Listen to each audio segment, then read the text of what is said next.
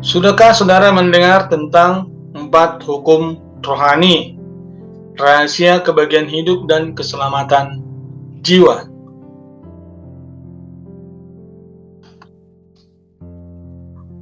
Sebagaimana ada hukum-hukum alam yang mengatur alam ini, demikian juga ada hukum-hukum rohani yang mengatur hubungan kita dengan Tuhan Allah.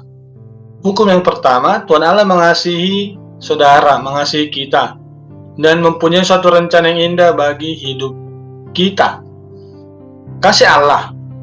Karena begitu besar kasih Allah akan dunia ini, sehingga Ia telah mengurniakan anaknya yang tunggal, supaya setiap orang yang percaya kepadanya tidak binasa, melainkan beroleh hidup yang kekal. Yohanes 3:16. Rencana Allah, Aku datang supaya mereka mempunyai hidup dan mempunyainya dalam segala kelimpahan, yaitu suatu kehidupan yang berarti dan penuh kebahagiaan. Dari Yohanes 10:10b. Nah, di sini ada pertanyaan. Apakah sebabnya banyak orang tidak pernah mengalami kehidupan yang berkelimpahan dan penuh kebahagiaan? Sebab yang kedua, manusia penuh dosa dan terpisah dari Tuhan Allah, sehingga ia tidak dapat mengetahui dan mengalami kasih dan rencana Allah bagi hidupnya. Dalam Roma 3:23 ditulis bahwa manusia itu penuh dosa, karena semua orang telah berbuat dosa dan telah kehilangan kemuliaan Allah. Semua orang telah berdosa dan telah kehilangan kemuliaan Allah. Tidak ada yang benar, semua berdosa. Manusia diciptakan untuk bersekutu dengan Tuhan Allah. Akan tetapi karena kekerasan hatinya, ia memilih jalannya sendiri, sehingga persekutuannya dengan Tuhan terputus. Nah, menurut Alkitab, kekerasan hati untuk memilih jalan sendiri dan ingin bebas dari Tuhan Allah disebut dosa, dan diwujudkan baik dengan sikap melawan maupun dengan sikap masa bodoh, tidak peduli. Manusia terpisah dari Tuhan Allah, sebab upah dosa ialah maut. Ini ayat yang sudah sering kita baca ya, Roma 6:23. Artinya terpisah dari Allah untuk selama-lamanya. Nah, coba kita perhatikan bagan itu. Tuhan Allah Maha Suci, manusia penuh dosa. Lalu ada jurang pemisah di situ yang memisahkan. Tuhan Allah yang Maha Suci sedangkan manusia penuh dosa. Karena itu ada satu jurang pemisah antara Tuhan Allah dengan manusia. Nah, tanda panah yang ke atas itu menunjukkan manusia selalu berusaha untuk mencari Tuhan Allah dan kehidupan yang penuh kebahagiaan melalui usahanya sendiri, yaitu kehidupan yang baik, etika, filsafat, dan lain-lain. Namun ini gagal karena dosanya. Nah, kalau kita melihat tanda panah yang dari bawah ke atas itu tidak sampai kepada Tuhan Allah, ada garis putus-putus yang menunjukkan jurang pemisah, yaitu dosa kita. Nah, ini masalah. Manusia terpisah dari Tuhan Allah. Tetapi hukum yang ketiga memberikan kita jalan keluar dari kesulitan ini. Hukum yang ketiga, Yesus Kristus adalah satu-satunya jalan keselamatan yang telah ditentukan oleh Tuhan Allah untuk keampunan dosa manusia. Melalui Dia, saudara dapat mengetahui dan mengalami kasih dan rencana Allah bagi saudara. Kristus mati ganti kita. Dalam Roma 5:8, akan tetapi Allah menunjukkan kasih-Nya kepada kita. Oleh karena Kristus telah mati untuk kita ketika kita masih berdosa. Kristus mati menggantikan kita, bagi kita. Karena kita manusia berdosa. Jadi Kristus mati bukan karena kita benar, tapi justru karena kita berdosa. Dia menggantikan kita.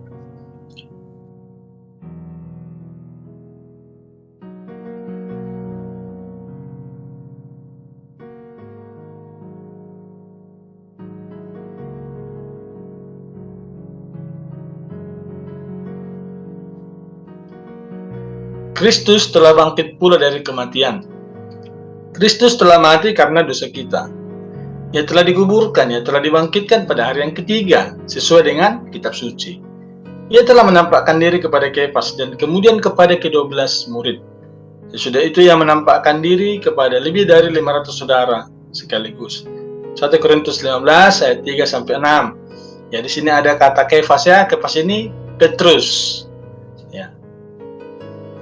Kristus adalah satu-satunya jalan. Kata Yesus kepadanya, "Akulah jalan dan kebenaran dan hidup. Tidak ada seorang pun yang datang kepada Bapa kalau tidak melalui Aku." Ini ayat yang sudah sering kita baca, Yohanes 14 ayat 6. Kalau tadi, dalam hukum yang kedua, bagannya adalah Tuhan Allah yang Maha Suci terpisah dari manusia yang penuh dosa ini. Ada jurang di sana. Manusia mencoba mencari Tuhan Allah, tapi terputus, tidak bisa, oleh karena dosanya. Tapi dalam hukum yang ketiga ini, Tuhan Allah yang Maha Suci yang mencari manusia. Karena manusia nggak sanggup, nggak bisa menyelesaikan utang dosanya, Allah sendirilah yang berinisiatif dalam diri Yesus Kristus untuk mencari dan menyelamatkan manusia yang penuh dosa. Allah telah menjembatani jurang pemisah antara manusia dengan dirinya dengan mengirimkan anaknya, Yesus Kristus, untuk mati di kayu salib menggantikan kita. Tidak cukup hanya mengetahui ketiga hal ini, ketiga hukum ini. Perlu sampai dan harus sampai kepada yang keempat, yaitu kita harus menerima Yesus Kristus menjadi juru selamat dan Tuhan kita dengan mengundangnya secara pribadi. Dengan demikian kita dapat mengetahui dan mengalami kasih dan rencana Allah bagi hidup kita.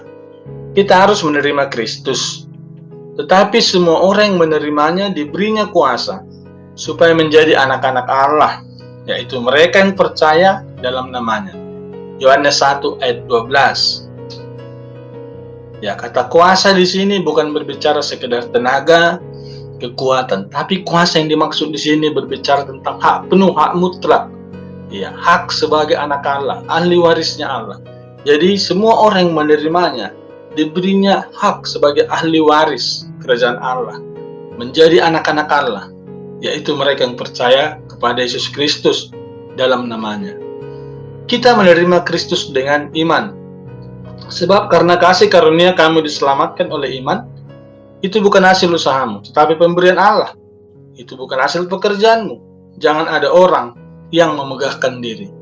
Nanti kita bisa baca lengkapnya dalam Efesus 2 ayat 8 sampai ayat yang ke-9. Kita menerima Kristus dengan mengundangnya secara pribadi. Dalam Wahyu 3:20, Kristus berkata, "Lihat, aku berdiri di muka pintu dan mengetuk. Jika ada orang mendengar suaraku dan membukakan pintu, aku akan masuk mendapatkannya." Pintu yang dimaksud di sini adalah pintu hati. Kristus berdiri di depan pintu hati. Dia mengetuk. Dia memanggil suara kita. Dia memanggil. Kita menerima Kristus dengan mengundangnya secara pribadi.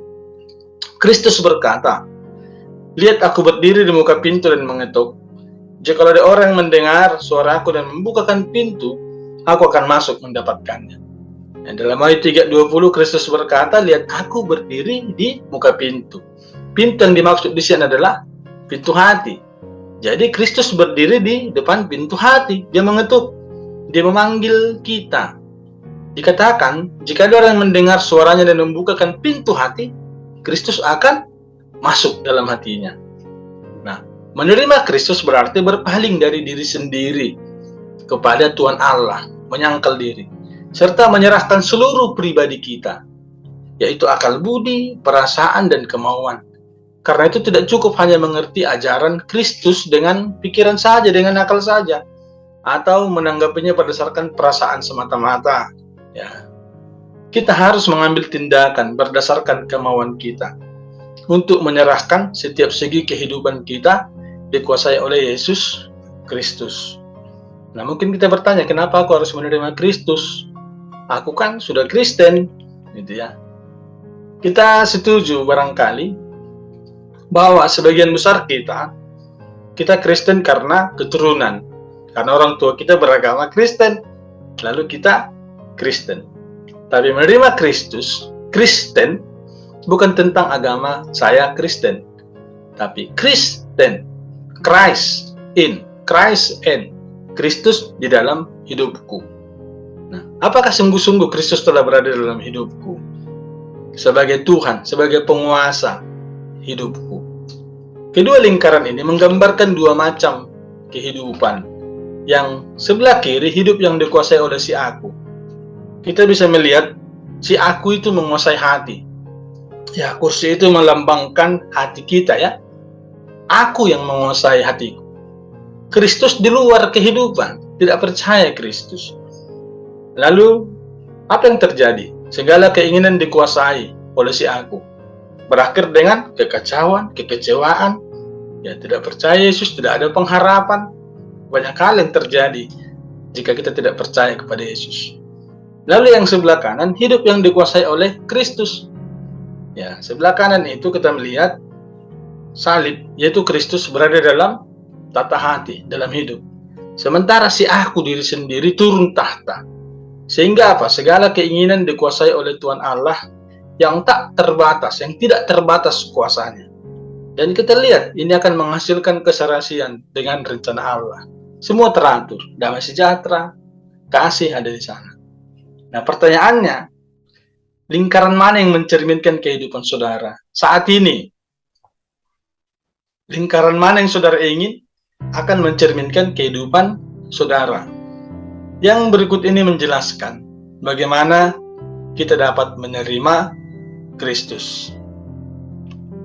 Sebagai suatu tindakan kemauan, saudara, kita dapat menerima Kristus sekarang ini juga dengan doa berdasarkan iman. Ya, doa itu adalah percakapan dengan Tuhan ya. Berdoalah dengan kata-kata saudara sendiri. Ya, Tuhan Allah mengetahui isi hati kita, tidak bergantung pada kata-kata kita. Berikut ini adalah satu saran doa. Ya, saran doa. Tuhan Yesus, saya memerlukan Dikau. Saya membuka pintu hatiku dan menerima Dikau sebagai juru selamat dan Tuhanku. Terima kasih karena Tuhan telah mengampuni dosa-dosaku. Kuasailah tata hatiku. Bentuklah saya menjadi seorang pribadi yang sesuai dengan kehendak Tuhan. Amin. Apakah doa ini menyatakan keinginan hatimu? Menginginkan Kristus masuk dalam hatimu? Kalau kita berdoa, kalau saudara berdoa dengan iman dan mengundang Kristus untuk menguasai hidup saudara, apa yang akan terjadi? Ya, dia akan masuk. Dia akan masuk dalam hati kita. Jika demikian, apakah saudara mau berdoa mengundang Kristus sekarang ini masuk dalam hatimu? Baik, jika engkau mau berdoa menerima Yesus saat ini keputusan pribadi, mari membuka hati untuk Yesus masuk dalam hatimu. Ambil sikap berdoa, saya akan menuntun untuk berdoa. Dengan tindakan iman, mari ikuti kata-kata doa saya, bahwa sungguh-sungguh membuka hati, Yesus masuk dalam hati, sebagai satu-satunya Tuhan, penguasa tunggal dalam hidupmu, sebagai juru selamatmu. Sungguh-sungguh percaya kepada Tuhan Yesus.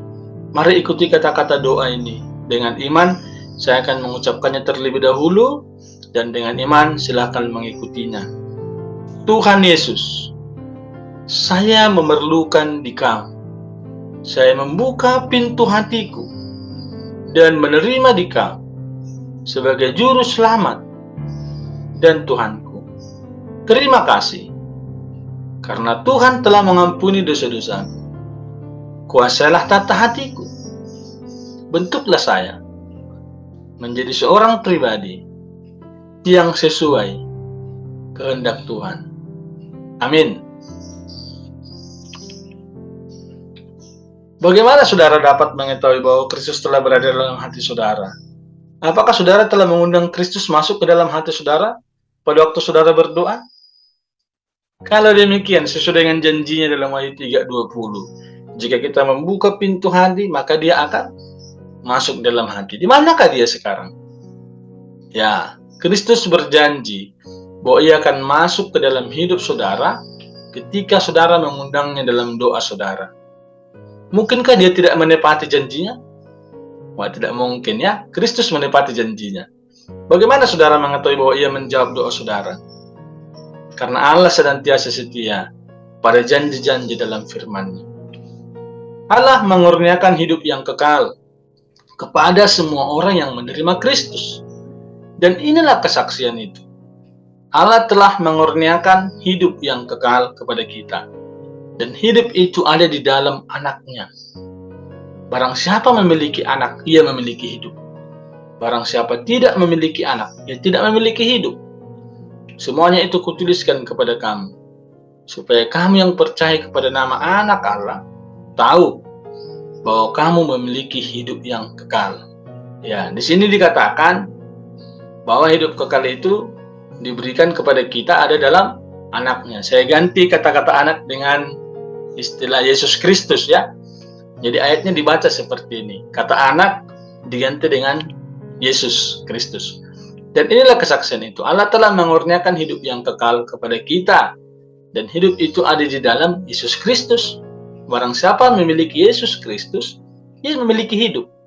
Barang siapa tidak memiliki Yesus Kristus, ia tidak memiliki hidup. Semuanya itu kutuliskan kepada kamu, supaya kamu yang percaya kepada Yesus Kristus tahu bahwa kamu memiliki hidup yang kekal. Nah, di sini ada juga kata tahu. Tahu yang dimaksud di sini yaitu berbicara tentang pasti. Bukan mudah-mudahan, tapi kepastian. Jadi setiap orang yang percaya kepada Yesus Kristus pasti memiliki hidup yang kekal. Bersyukurlah senantiasa bahwa Kristus ada dalam hidup saudara dan bahwa Dia tidak pernah meninggalkan saudara. Nanti kalau dibaca Ibrani 13 ayat 5b secara khusus, di situ dikatakan bahwa Kristus tidak akan membiarkan dan tidak akan meninggalkan kita.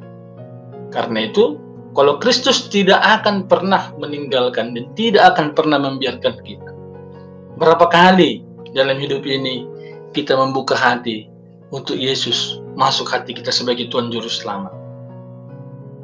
Ya, cukup sekali ya. Cukup sekali. Ya, ilustrasinya sederhana. Jika kamu bertamu ke rumah saya, ya, permisi mau masuk Pak Purba, lalu saya bukakan pintu, saya suruh masuk, lalu silakan duduk. Nah, kamu sudah duduk di kursi di rumah saya, di dalam rumah saya. Nah, setelah duduk, lalu saya ambilkan minuman, saya ambilkan makanan. Apakah saya perlu bilang lagi, silakan masuk, padahal kamu sudah duduk? Apakah saya bilang lagi, silakan masuk, padahal sudah nyantai, sudah diberikan makanan minuman? Tidak ya, karena sudah masuk. Nah, demikian juga Kristus. Kita sudah minta Kristus masuk dalam hatiku, dalam hidupku. Dia tidak akan meninggalkan, Dia tidak akan membiarkan kita. Jadi tidak perlu berulang-ulang, Kristus masuk hatiku. Tidak. Dia akan selalu dalam hidup kita. Ya, tapi masalahnya kita sering jatuh dalam keberdosaan. Kita tidak membiarkan Tuhan memimpin hidup kita. Mengundang Kristus sungguh-sungguh sebagai Tuhan Juru Selamat masuk dalam hati cukup sekali. Tapi tiap-tiap hari hendaklah kita dipimpin dan dikuasai oleh Roh Kudus, dipimpin dan dikuasai oleh Kristus. Ya.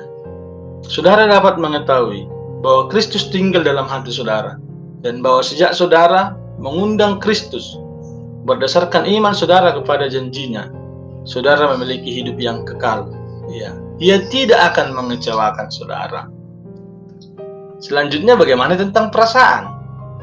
Tadi dikatakan bahwa menerima Kristus adalah berpaling kepada Tuhan, meninggalkan atau menyangkal diri, dan tidak bergantung pada perasaan. Lalu bagaimana tentang perasaan? Janganlah bergantung pada perasaan. Jaminan iman kita bukanlah perasaan-perasaan kita yang dapat berubah-ubah, melainkan janji Kristus. Orang Kristen hidup karena imannya kepada Tuhan dan firman-Nya. Bagan kereta api di bawah ini menggambarkan hubungan antara kenyataan Tuhan dan firman-Nya, iman, kepercayaan kita kepada Tuhan dan firman-Nya, dan perasaan akibat dari iman dan ketaatan kita. Coba kita melihat gambar kereta api ini ya. Ya, di depan itu, di gerbong masinis, itu kenyataan. Kenyataan itu tadi adalah Tuhan dan firman-Nya. Lalu sebagai bahan bakarnya itu, batu baranya itu iman. Dan di gerbong penumpang ada perasaan. Apakah kereta api akan berjalan kalau kenyataan itu atau Tuhan dan firman-Nya itu tidak ada? Gak bisa, itu harus ada. karena itu kendalinya. Terus apakah gerbong ini juga akan berjalan kalau bahan bakarnya yaitu iman tidak ada? Tidak bisa. Tapi pertanyaan selanjutnya, apakah kereta api ini akan berjalan kalau gerbong penumpang yaitu perasaan itu tidak ada? Berjalan. Karena itu yang utama, jangan bergantung pada perasaan. Jaminan iman kita bukan perasaan kita yang berubah-ubah. Ya, kalau senang ikut Tuhan, kalau sedih tinggalkan Tuhan, atau sebaliknya. Kalau senang lupa Tuhan, kalau sedih berdoa cari Tuhan. Tidak berubah-ubah. Jaminan iman kita bukan pada perasaan kita yang dapat berubah-ubah, tapi pada Tuhan dan firman-Nya, yaitu kenyataan dan iman, yaitu percaya kepada Tuhan dan firman-Nya. Sejak kita menerima Kristus, banyak hal telah terjadi dalam kehidupan kita, kehidupan saudara. Termasuk yang pertama, Tuhan Yesus yang diwakili oleh Roh Kudus telah berada dalam hati saudara. Tadi Wahyu 3:20 berkata, "Aku akan masuk mendapatkannya." Jadi barang siapa membuka pintu hati, Kristus masuk mendapatkannya. Yang kedua, dosa-dosa saudara telah diampuni. Kolose 1 ayat 13-14 ini berbicara tentang bahwa semua dosa-dosa kita diampuni. Ya, baiknya ayat-ayat ini dibacakan. 1 Yohanes 1 ayat 9 berkata bahwa jika kita mengaku dosa kita, maka Ia setia dan adil akan mengampuni dosa kita, menyucikan kita dari segala kejahatan. Ya. Lalu yang ketiga, saudara telah menjadi seorang anak Tuhan. Yohanes 1:12. Ya. Bahwa setiap orang yang percaya kepadanya diberinya kuasa menjadi anak Allah. Bahkan Roma 8 ayat 15-16 kita akan bisa melihat orang yang percaya kepada Yesus adalah orang-orang menjadi anak-anak Allah, ahli waris Allah, berseru kepadanya, ya Bapa, ya Aba. Nanti boleh dibaca lengkapnya. Roma 8 ayat 15 sampai 16, mungkin sampai 17 juga bisa. Yang keempat, saudara menerima hidup yang kekal. Pengampunan dosa, hidup kekal selama-lamanya bersama Yesus. Yang kelima, saudara telah memulai perjalanan hidup yang sesuai dengan rencana Allah bagi hidup saudara. Dengan demikian, menerima Kristus merupakan pengalaman yang lebih indah daripada pengalaman-pengalaman lain yang manapun dalam hidup saudara. Karena itu, maukah saudara berdoa untuk menyatakan terima kasih saudara kepadanya? Mau berdoa, mengucapkan terima kasih kepada Yesus? Mau. Kalau mau, silakan ambil waktu berdoa, mengucap syukurlah secara pribadi bahwa Yesus sudah masuk dalam hatimu. Dan kalau sudah amin, mohon katakan amin supaya saya tahu bahwa kamu sudah selesai berdoa. Silakan berdoa dalam hati boleh, bersuara boleh. Silakan. Sekarang bagaimana selanjutnya? Saran-saran untuk pertumbuhan rohani. Pertumbuhan rohani adalah hasil dari ketaatan pada Kristus. Karena orang yang benar akan hidup oleh iman. Galatia 3 ayat 11. Hidup berdasarkan iman akan memungkinkan saudara untuk taat akan Allah dalam setiap segi kehidupan saudara, serta mempraktekkan hal-hal berikut ini. Yang pertama, ya, di situ ada akronim kata tumbuh. TUMBUH. T. Tiap-tiap hari hendaknya saudara datang ke hadirat Tuhan di dalam doa. Datanglah tiap-tiap hari kepada Tuhan dalam doa. Usahakanlah membaca Alkitab setiap hari. Ya, baiknya memang dibacalah Kejadian sampai Wahyu. Walaupun di sini disarankan mulai dengan Injil Yohanes, ya mungkin karena Injil Yohanes itu lebih mudah dibaca dan langsung tentang bagaimana Yesus memperkenalkan dirinya sebagai anak Allah. Tapi sarannya bacalah mulai dari kitab Kejadian sampai kitab Wahyu. Mintalah kepada Tuhan supaya saudara dapat menaati apa yang telah saudara baca dari Alkitab. B. Biasakanlah diri bersaksi tentang Kristus kepada orang lain. Ya, baik dengan perkataan, baik dengan perbuatan, tingkah laku. Ya, bahkan juga lewat prestasi belajar bagi yang sedang studi. Usahakanlah untuk mempercayakan setiap segi kehidupan saudara kepada Tuhan. Dengan demikian, maka saudara dapat mengalami kehidupan yang penuh kelimpahan itu hari lepas hari. Ya, mempercayakan setiap segi kehidupan kepada Tuhan. 1 Petrus 5 ayat 7.